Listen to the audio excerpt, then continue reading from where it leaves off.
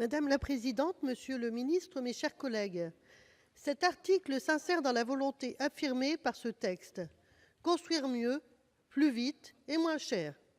Les promoteurs de ce texte pensent ainsi que s'exonérer du concours d'architecture, c'est gagner du temps et de l'argent. Rien n'est moins sûr en réalité. Cet article est une illustration très simple de cette volonté de déréglementation et de dérégulation de l'urbanisme et de la construction. Tout irait tellement plus vite si les promoteurs pouvaient proposer eux-mêmes les autorisations d'urbanisme, pratiquer les révisions des plans locaux, faire des plans de construction, diriger la construction, les travaux, gérer les locataires, et j'en passe. Tout cela n'est pas sérieux, mes chers collègues. La responsabilité publique est importante, surtout lorsqu'il s'agit d'accès au logement. Si le concours d'architecture a été instauré, c'est parce qu'il répond à un enjeu d'utilité publique. Les normes ont historiquement permis de faire des progrès importants en matière de sécurité, de salubrité, de confort, de performance énergétique.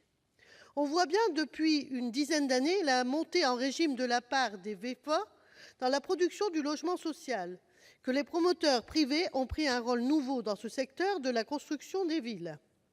Or, ceux-ci étant habitués à des logiques de commercialisation classiques, leur production tend à une uniformité de forme architecturale qui appauvrit les villes.